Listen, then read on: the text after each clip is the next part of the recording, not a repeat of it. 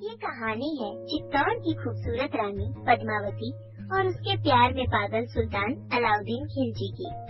मध्य युग में ये कहानी इतनी प्रचलित थी कि इस पर एक पूरे का पूरा ग्रंथ पद्मावत लिख दिया गया। रानी पद्मावती का विवाह चित्तौड़ के राजा रतन सिंह के साथ हुआ था।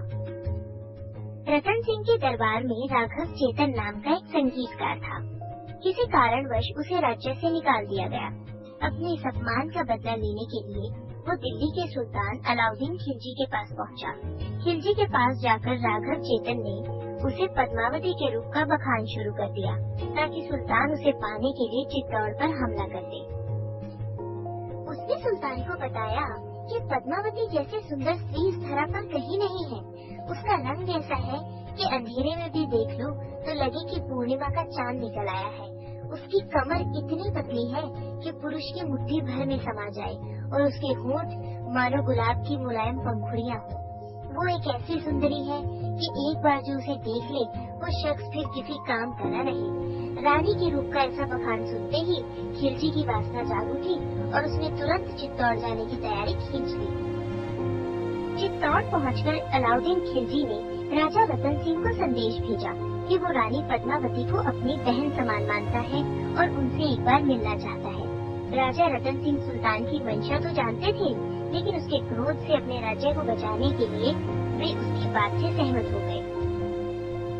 रानी पद्मावती सुल्तान को अपनी झलक दिखाने को तैयार तो हो गई, लेकिन केवल प्रतिबिंब। इसके लिए किले के एक ऊंचे बुर्ज में अलाउद्दीन खिलजी को खड़ा किया गया। उसके सामने एक आईना लगा दिया गया। उस बुर्ज के एकदम नीचे एक तालाब था, जो बुर्ज में लगे आईने में साफ दिखाई देता था। तालाब के किनारे पर रानी पद्मावती खड़ी हो गई।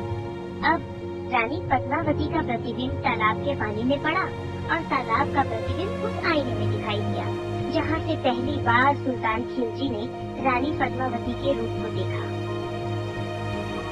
पद्मावती के रूप के बारे में सुल्तान खिलजी ने जितना सुना था उससे कहीं ज्यादा पाया। पद्मावती को देखते ही अलाउद्दीन ने उसे अपना बनाने की ठान ली। उसने रतन सिंह को बंदी बना लिया और पद्मावती की मांग करने लगा। राजा रतन सिंह को उनके दो साथियों गौरा और बादल ने बड़ी ही सावधानी से सुल्तान के चंगुल से छुड़ा लिया। सुल्तान इस बात से आग बबूला हो गया और उसने तुरंत किले पर हमला कर दिया। उसके सैनिकों से लड़ते हुए राजा रतन सिंह वीर गति को प्राप्त हो गए।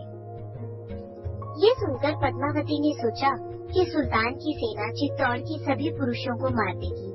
अब चित्तौड़ की औरतों के पास दो ही विकल्प थे, या तो वो विजयी सेना के समक्ष अपना निरादर सहे या फिर जौहर के लिए प्रतिबद्ध हो जाएं। सभी महिलाओं का पक्ष जौहर की तरफ ही था। एक विशाल चिता जलाई गई और रानी पद्मावती उस आग में कूद गई। उनके बाद चित्तौड़ की सभी औरतों ने उस जलती चिता में अपनी आहुति दे दी। सुल्तान अलाउद्दीन खिलजी ने किले पर विजय प्राप्त कर ली, लेकिन जब उसने किले में प्रवेश किया तो उसे केवल राख और जली हुई हड्डियों के सिवा कुछ भी न मिला। ये थी चित्तौड़ की रानी पद्मावती।